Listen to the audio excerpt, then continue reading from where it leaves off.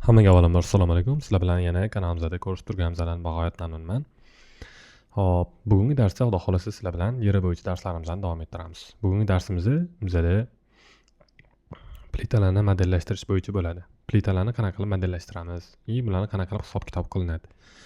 Hop, plitalar sizlarda 2 xil, 3 xil, 5 xil, 10 xil turi bo'lishi mumkin. Biz hozir plitalarning turlari bo'yicha gaplashmaymiz. Biz umuman misol bitta yuzani yopish uchun mo'ljallangan plitani o'sha ustiga yuk berib turib, qancha o'sha necha bo'ladi? Armatura hisobini chiqarishimiz kerak bo'ladi. Hop, kichkina bu qurilishlarda bu narsa katta ahamiyatga ega bo'lmasligi mumkin, lekin katta qurilishlarda juda ham katta ahamiyatga ega, chunki har bitta o'sha elementni o'zini yuk ko'tarish manba qobiliyatidan kelib chiqib, hisob-kitobini chiqarsanglar bo'ladi. Ya'ni sizlar bu yerda hisobdan ancha yutasizlar. Ya'ni mijoziylar hisobdan yutadi. Misol, hammasiga ortiqchasi bilan qo'yib ketmaysizlar-da, aynan o'sha hisobiy qiymatlarni qo'yasizlar va mijoziylarga ancha katta miqdorda pul ekonom qilib berasizlar. Birinchi navbatda hisobiy manba o'lchamlarni olish o'sha narsa uchun bizga kerak bo'ladi. Hop, bizada ishimizning ketma-ketligi 4 turga bo'linadi. Ya'ni o'sha birinchi geometriyani yasashdan boshlab olib, keyin yo'lga qarab ketaveramiz. Hop, birinchi qadam boshlashimizdan oldin birinchi o'zi o'sha yo'nalish tanlab olishimiz kerak bo'ladi. Yo'nalish tanlab olishimiz uchun bizada plitalarni o'z qanaqa yo'nalish bo'yicha ishlashini birinchi chizib olishimiz kerak. Chizib olishimizda jay shart emas, nimasini hozir tushuntirish uchun chizib bermoqchiman. O'tgan safar sizlar bilan ramali konstruksiyani yasagandik, ya'ni birinchi darsda. Hop, birinchi darsimiz bo'yicha misol hozir paintda chizadigan bo'lsak, bizada to'g'ridan qaragan paytingizda frontal ko'rinishda mana bunaqa ko'rinishli narsa yasagan edik. Misol frontal ko'rinishda. Bu bizada shunda qaysi o'qlarimiz bo'yicha ishlayapti? Mana bu yerda bu yo'nalishimiz bizada x o'qi, balandlik bo'yicha bizada z o'qimiz bor. Ya'ni ikkita yo'nalish bo'yicha ishlayapti. Z o x. Ya'ni x o z to'g'ri teskari o'qilinadi. Endi biz hozir plita yasaydigan bo'lsak, buni ustiga yana mana shunday olib turib, mana bitta plita qo'yadigan bo'lsak, bu plitamiz bizada frontal ko'rinishda hech qanaqa ahamiyatga ega emas. Ya'ni bizada frontal ko'rinish yo'q. Lekin tepadan qaraydigan bo'lsak, tepadan qaragan paytimizda xuddi shu elementimizni yon tomondan chizolmayin tepa ko'rinishini. Mana bu yozuvlar o'chib ketmasligi uchun. Hop, bizada mana bu ramalarimiz, ya'ni shu kolonnalarimiz, mana bitta o'tgan regalarimiz, o'sha rama mana bunaqasiga bo'lishi mumkin. Bu bizada tepa ko'rinishda quyidagicha ko'rinyapti. Ya'ni xuddi mana frontal ko'rinishda plita qanaqa ko'rinsa, bu ham xuddi shunaqa ko'rinishda ko'rinyapti. Lekin bizda ham bu plitamiz, ya'ni mana bu o'qimiz y, bu o'qimiz x bo'ladi. Mana to'liq mana bizda ko'rinish beryapti. Ya'ni yuzani to'liq ko'ra olamiz, tasavvur qila olamiz. Bu ikkalovini agar qo'shadigan bo'lsanglar, sizlarda hop quyidagicha holat yuzaga keladi. Endi juda yaxshi chizmayotgan bo'lishi mumkin, yoki bermaysizlar. Hozir sizlarda prosta tasavvur bo'lish uchun chizib bera olmayman iloji boricha. Biza uchda ko'rinishda misol qaraydigan bo'lsak, mana shu narsa hosil bo'ladi. Lekin biz o'tgan safar sizlar bilan ramani hisoblagan bo'lganligimiz uchun hozir ramalarni chizib o'tirmayman. Mana bu misol o'sha ramamiz, buni ustida ham bitta qanaqadir boshqa rangda chiza qolaman. Mana bu plitamiz bo'ladi. Uchda ko'rinishda. Shunda bizada y o'qi boshqa rangda chizaman. Bu x o'qi, balandlik bo'yicha bizada z o'qimiz bor. Ya'ni tepaga qaraydi, bu vektor bu yoqqa qaraydi, y vektori bu yoqqa qaraydi. Bo'ldi, mana shu ko'rinishda o'sha ish olib boramiz. Ya'ni bizga hozir qaysi o'qlar kerak ekan? X o y o'qi kerak ekan. Z o'qi kerak emas. Shuning uchun ham yangi o'sha fayl ochayotgan paytda ham tanlaymiz. Bu yerda yana 3 stepeni свободы узле, 3 stepeni свободы узле x o y mana ko'rayotgan bo'lsanglar. Unda mana shunday tanlab olamiz. Расчетные navdiki ikkinchi darsda yozamiz. Plita deb yozamiz. Okey, bo'ldi mana. Yangi faylimiz ochildi. Endi o'tgan safar sizlar bilan o'sha modelimizni yasash uchun qaysi menyuga kirgan edik? Yana bir eslab oladigan bo'lsanglar, mana bu menyuga kirgan edik. Generatsiya regulярных фрагментов сетей. Mana shuni bossanglar, mana menyu chiqadi. Hozir agar men masalan rama generatsiya qil deydigan bo'lsam, menga rama generatsiya qilib bermaydi. Chunki ramamizni boshqa ploskostda yotibdi, ya'ni o'sha XOZ yo'nalishida. Bizda hozir Z o'qi neaktiv holatda bo'lganligi uchun xohlasa ham tanlay olmaymiz ramaga aloqador bo'lgan narsalarni. Endi biz generatsiya plitaga kiramiz. Hop, plitamizning o'lchami masalan deylik 6 metrga 8 metr bo'lsin. 6 metrga 8 metr bo'ladigan bo'lsa, biz uni misolga 6 manimta soni 1 manimta 8 soni 1 deb yozsak bo'ladi. Lekin biz agar bunaqasiga oladigan bo'lsak, hisob chiqarayotgan paytda bizda hisobiy qiymatlarimiz juda ham yuqori bo'lib ketib qoladi. Ya'ni eng katta o'sha yuk berish joylarimizni ham aniq tanlay olmaymiz, hisobiy qiymatlarimizni ham, ya'ni armaturalarimizni hisobi ham juda ham katta holatda chiqadi. Shu muammolar bo'lmasligi uchun biz bu elementimizni iloji boricha kamroq bo'lakka bo'lib olishimiz kerak. Armaturamizni har 20 santimetrda taxlashimizni hisobga oladigan bo'lsak, masalan, har 40 santimetrda bersak bo'ladi.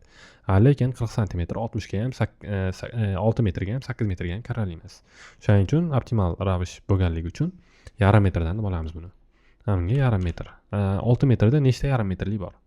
Buni yarimni eng oddiy yo'li, misol 6 ni o'sha 2 ga bo'lib yuborasizlar. 6 ni 2 ga bo'ladigan bo'lsanglar, yo'q, 2 ga ko'paytirasizlar, uzr. 2 ga bo'lsanglar, sizlar 2 ga ko'paytirsanglar 12 bo'ladi. Hop, menimcha 12 yozar ekanmiz. 8 ni 2 ga ko'paytiramiz. Shunda yarim metrdan 16 ta dona bizada yuza bo'lishi kerak. Preminitni bosasizlar, preminitni bosgan paytingizda sizlardan ham tomonda mana uzel 221 ta, element 192 ta, загружение 1 bo'lib turibdi. Mana shunday bo'lib turishi kerak. Agar sizlar bilmasdan turib, mana 2-3 martalab bosib tashlaydigan bo'lsanglar, mana bu uzellaringlarning soni ham oshib ketadi, elementlaringlarning soni ham oshib ketadi. Загружениеlar oshmaydi, загружение bu yerdan boshqariladi. Xo'p, buni xudo xolis hozir yana ko'rib chiqamiz. Xo'p, mana shunday xato qildinglar menga o'xshab. Buni qanaqa qilib to'g'rilasa bo'ladi? Yana boshqatdan o'chirib tashlab turib, menga fayl ochishinglar kerak. Yo'q, aldadim. Preminit bo'lsa yana bir marta, mana buni bosib X bosib chiqib ketaman. Buni X bosmasanglar chiqib ketmaydi. O'sha bitta chizdinglar, sразу X bosib chiqib ketaveringlar. Xo'p, endi mana shu muammo bo'lgan paytda sizlar mana bu sehrli korobkachani bosib olishinglar kerak bo'ladi. Bu sehrli korobkachani bosadigan bo'lsanglar, sizlarda menyu ochilinadi. Висячий uzli degan joy bor. Mana shuni bossanglar, hamma ustma-ust chiqib qolgan nuqtalarni hammasini o'chirib yuboradi. Mana shuni bosamiz, preminitni bitta bosamiz, 221 taga 192 ta. Bo'ldi, hammasi cho'tki. Okey, bundan chiqdik. Endi keyingi qadamga o'tamiz. Keyingi qadamimiz bizada hop, elementni o'sha kesimini va materialni berish. Hop. Hozir keyingi qadamimiz bizada material va kesim berish. Buning uchun biz жесткостьga kiramiz. O'tgan safar xuddi shu yerda жесткостьni bosib, mana bu yerda добавitni bosgan edik va bizada ham Bruce, Tower yoki mana shulardan qaysidir bittasini tanlash imkoniyatimiz bor edi. Biz hozir ramali konstruksiya yasamayapmiz. Shu sababdan F deganini bosasizlar. Mana bular hammasi metal konstruksiyalar. Metal konstruksiyaga hozir aloqamiz yo'q. Hozircha xudo xohlasa unga ham aloqamiz bo'ladi. Kelayotgan darslarda F ni bosamiz va bu yerdan plastinani tanlaymiz. Birinchi o'sha material berib oldik. Endi bu yerda nima narsa bor? Bosgan paytingizda ham o'tgan safar chiqqan narsa bu yerda yana chiqyapti. Bu narsa nima? Bu narsa bizada o'sha F1 bosadigan bo'lsangiz chiqib keladi. Birinchisi elastiklik koeffitsiyenti Y. V o'zi bu yerda new bo'lishi kerak. Poisson koeffitsiyenti. H bizada plitani qalinligi. Buni misol 20 cm olsanglar bo'ladi, 15 cm olsanglar bo'ladi. Bu hammasi sizlarning o'zingizlarning xohishingizga qarab turib qilinadigan narsa. Xo'p, undan keyin bizada materialning zichligi bor, ya'ni yuzaga nisbatan o'sha necha kilo yoki misol necha tonna yuk tushadi. O'shalarni mana shu yerda tanlab olsanglar bo'ladi. Xo'p, buni bildik. Lekin sonlarni qayerdan olamiz deydigan bo'lsanglar, bu hammasi bizada SNKda ham bor. Yoki misol ChatGPT dan so'rab olsanglar bo'ladi. Osonroq yo'li ChatGPT dan so'rab olish. Men o'tgan safar SNKni titib to'g'irlab qilib chiqdim, faqat o'tda o'sha menda hisobda xato qilgan joyim bor edi. Shuning uchun bu videoni boshqatdan yozishga qaror qildim. Xo'p, hozir sizlarga o'sha SNK bo'yicha B25 klass betonnikini ko'rsatib beraman. Mana B25 koeffitsient, asosiy fizik mexanik parametrlari, ya'ni siqilish 25 megapaskal, elastiklik moduli 30 megapaskal. Hop, Poisson koeffitsient 0.18 dan 0.2 gacha. Bu bizada o'sha plitani qanchalik egilishi. Okey. Hop, zichligimiz bor, 2,5 tonna taqsim metr kub. Hop.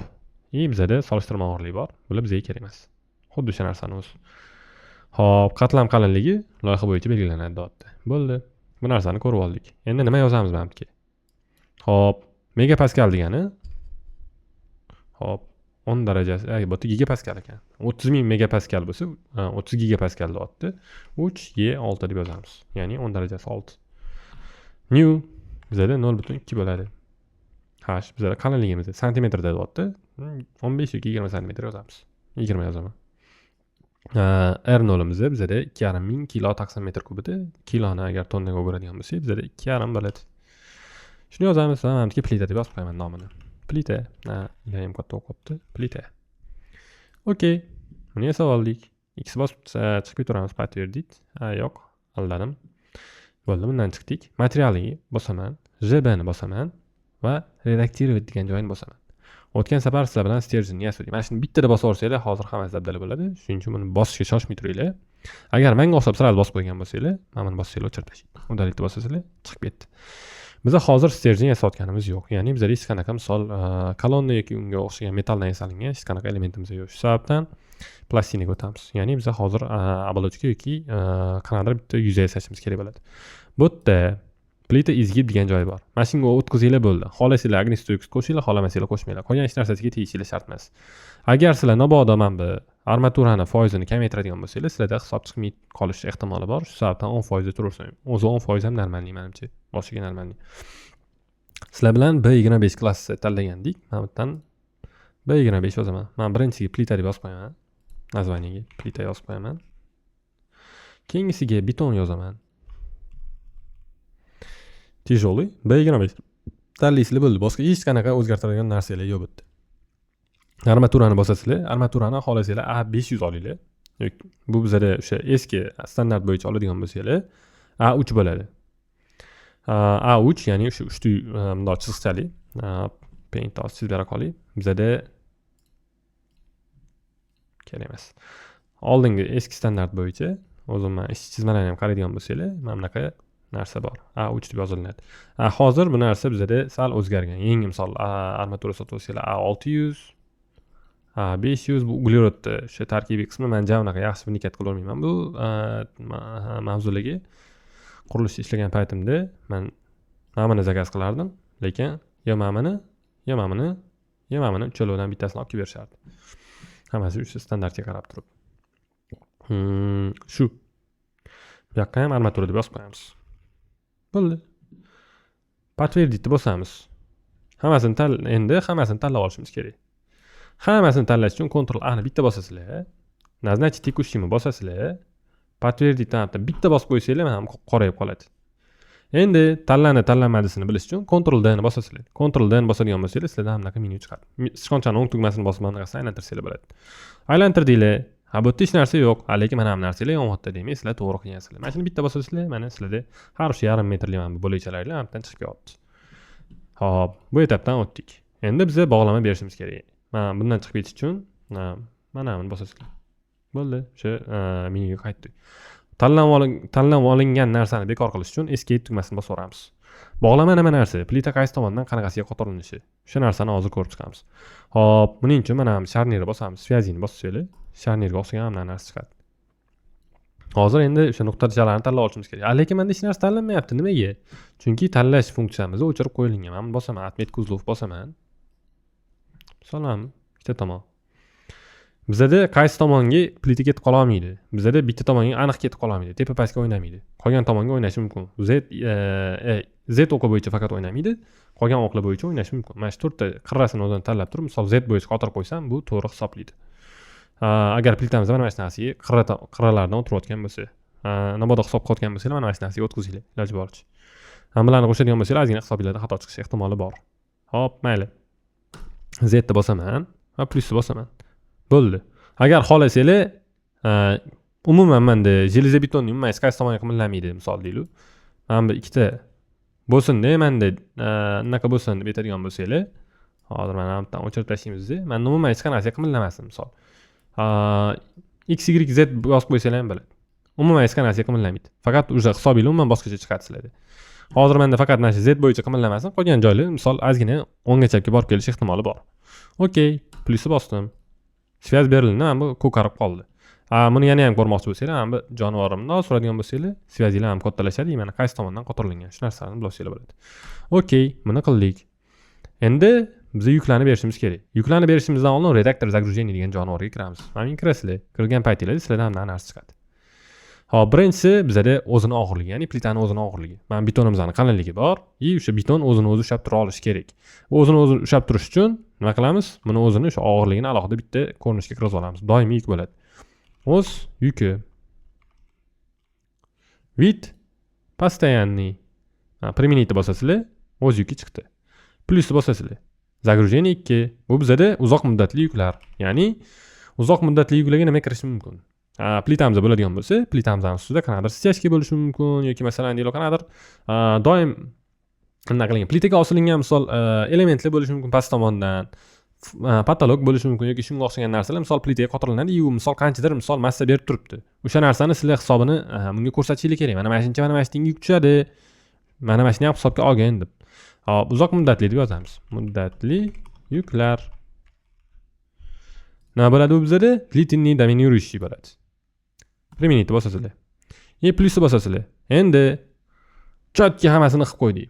Misol, plitani qo'ydik, plitani ustiga stяжкасini qildik. Bu yerda nima qilish kerak? Odam kirib ishlashi kerak. Odam kirib ishlashi uchun unga mebel kerak. Shunga o'xshagan mayda-chuyda narsalar. Misol, o'zgaruvchan yuklar bor. Bularni qisqa muddatli yozamiz. Qisqa muddatli yuklar. Yozdik. Vidga краткий доминирующийni bosib qo'ysanglar bo'ladi. Yoki xohlasanglar длительный поручение bossanglar ham bo'ladi. Ahamiyati yo'q. Hozir mana shu eng asosiysi mana shu narsani berib olishinglar. Endi ko'rayotgan bo'lsangiz, sizlarda ham past tomonda bunaqa narsa bor. Qisqa muddat, mana misol предыдущий bossanglar uzoq muddatli yuklar, ham o'z yuki degan narsa bor. Mana bundan o'zgartirsanglar, ham mana o'zgarib boryapti. Yoki mana bunga kirib turib, ham ustiga birinchisini bostirib ikki marta tanlab chiqishingiz kerak. Har safar buni qilish sal ko'proq vaqt oladi. Shu sababdan mana shu narsaga men sal dangasaroq yo'li, qulayroq yo'li, dangasal emas, endi qulayroq yo'li mana shu narsaga o'zgartirsanglar bo'ladi. Hop, endi nagruzkaga kirib berib o'tirmaymiz-da. Bu yerda mana birinchisi hozir o'zini yuki, ham taroz toshini bosib o'ramiz. Добавить собственный вес deyapti. Mana коэффициент для сбора нагрузки от mana bunaqa 1/1, ya'ni 10% bizada ustida o'sha haqqi bo'lsin, chunki qurilishda qanaqadir muammolar bo'lishi mumkin. Hamutni noto'g'ri tanlab qo'yishligingiz mumkin yoki shunga o'xshagan narsalar bo'lishi mumkin. Shu sababdan bizada qanaqadir muammolar bo'lmasligi uchun, muammolarni oldini olish uchun 10% biz ustiga olamiz. Xohlasanglar 20% olinglar, xohlasanglar 30% olinglar. Bu sizlarning ixtiyoringlar. Применить bosaman. Mana bunaqa narsalar paydo bo'ldi. Bu narsalarni men ko'rishim uchun nima qilaman? Ctrl Shift F ni bosaman yoki установка флагов рисования ni bosib, so'roqchani bosaman. So'roqchani bosgan paytimda bitta mana yuklarni ko'rsatkichlarini ko'rsatgin degan joyi bor. Mana shuni bitta bosadigan bo'lsanglar, mana har bir o'sha nuqtalarga qanchadan misol yuk tushyapti. Ya'ni bizda 550 kilodan yuk tushyapti. Bu tonnada 550 kilodan misol mana bu elementimizning o'zini har bir kvadratda yuki bor. Har bir yarim kvadratda ya'ni. Hop, okey. Bundan o'tdik, o'zini yukini qo'shdik. Endi nima qilamiz? Ikkinchisiga o'tamiz. Ikkinchisi uzoq muddatli yuklar. Uzoq muddatli yuklar har xil ko'rinishda bo'lishi mumkin. Biz uning ham tepa ko'rinishga o'tib olamiz. Hop, men endi har bitta o'sha yuzaga, misol, har bir kvadratga misol bo'lsa ana 1 tonnadan yuk tushsin. Ya'ni stяжка yoki shunga o'xshagan narsa, endi biz og'irroq narsa qotgan bo'laylik. Og'irroq narsa bo'lish uchun buni endi hammasi o'sha normativdan olib qarab qilinadi. Har bir kvadratga bo'lish uchun men shaxmat ko'rinishda anaqa qilib tanlab chiqaman. Mana shu narsadan sekin erinmay tanlab chiqasizlar. Agar mabodo anaqa qilib tanlab olgan bo'lsanglar, ustiga yana bitta tanlasanglar, admin bo'ladi. Escape bosib olmay turinglar. Hozir mana shu narsani sekin tanlab chiqinglar hammasini. Men hozir videoni pauzaga qo'yaman, sizlarning vaqtingizni olmaslik uchun va keyin sekin yana davom etamiz. Mana ko'rayotganlaringizdek hammasini shu shaxmat ko'rinishida tanlab chiqdim. Yana ham tepadan qaraydigan bo'lsanglar, mana bu tomonga qolib ketibdi mana. Bo'ldi. Hammasi mana shaxmat ko'rinishida tanlab chiqilindi. Endi redaktor загружения ham nagruzki degan joyga bosamiz. Bosadigan bo'lsanglar mana narsa chiqadi. Bizda Z o'qi bo'yicha, ya'ni pastga tortadigan shu yuk kerak. Сосредоточенная сила на узле заданной на узле deyapti. Misol 2 tonna bo'lsin mana. Bu bizda bo'lsin nomi doimiy yuk. Bosamiz подтвердить-ni. Bo'ldi. Mana har bittasiga 2 tonnadan yuk tushdi. Buni men bu 4 ta tomonga bo'lib olishni hisobga olib turib, shunaqa qilib o'zim chekkalariga 1 tonnadan bersam bo'lar ekan. Mayli. Zapas bilan bo'ldi mana. Xo'p. Devorimizdan ham yuki bor. Как раз devor yuki bilan mana shu to'g'ri bo'lar ekan, xudo xolos. Okey. Undan keyin bizada nima narsa bor? Qisqa muddatli yuklar bor. Qisqa muddatli yuklarni endi men elementlarga berib chiqmoqchiman. Uning uchun men bu atmetka elementini tanlab olaman. Men bu atmetka uzlovni o'chirib turib, atmetka elementini tanlab olaman. Bunda ham xuddi shunaqa, misol shaxmat ko'rinishida tanlab chiqinglar.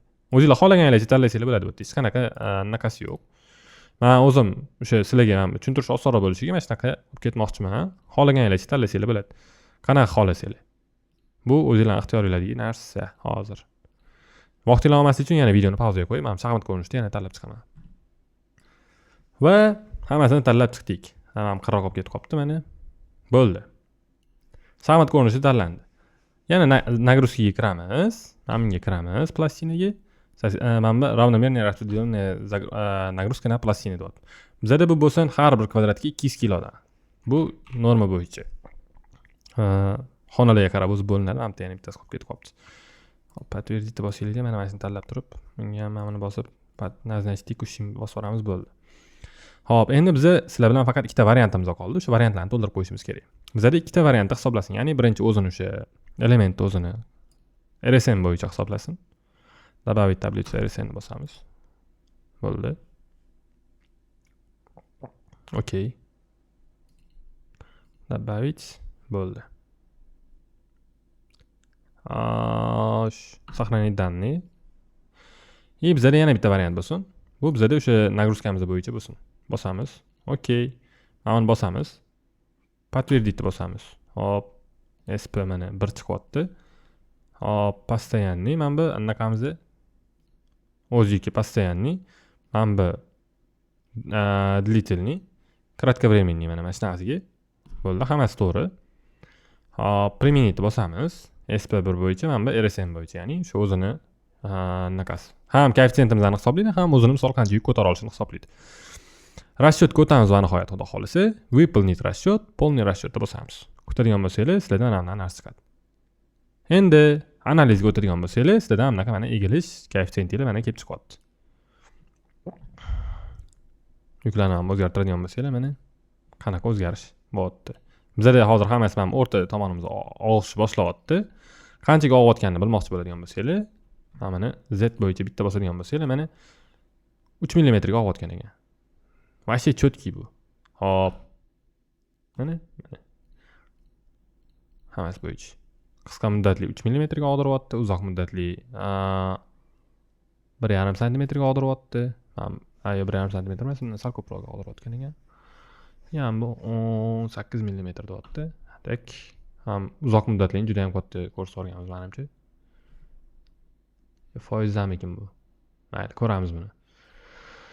Endi eng oxirgi eng bizga kerak bo'lgan joyi qancha armatura ketsa, qanaqa armatura ketsa. Железобетонga o'tasizlar.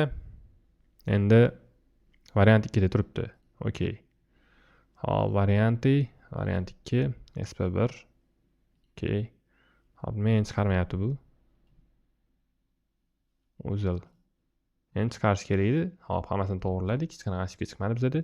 Epuralarimiz chiqyapti. Hop. Ranglar bo'yicha ham tekshirib olsangiz bo'ladi. Har biriga qanchadan yuk tushayotgani. Железобетонga kirsa ham ishlash kerak edi. Endi nimaga ishlamayapti bu? Endi bu yoq qiziq bo'ldi. Hop, ochig'ini aytadigan bo'lsam. Variant 1. Ha, mana endi chiqyapti. Ha, mana. Qanaqa armaturadan qancha kerak? Mana variant 2. Variant 2 menimcha расчет qilinmagan. Hop, variant 2 ga o'tamiz. Выполнить расчет. Da. Yo'q, variant 2. Hop, jadvalni bitta ko'rib olamiz. Hozir расчет RSU berilgan, постоянный uzoq muddatlilar berilgan, bular berilgan. Подтвердить. Hop, RSU ni bitta bosib. Подтвердить. Uchaloq ham mana hammasi nima qilingan, to'ldirilgan. Bitta hech qanaqa muammo yo'q bizda bo'ladi. Hop, подтвердить.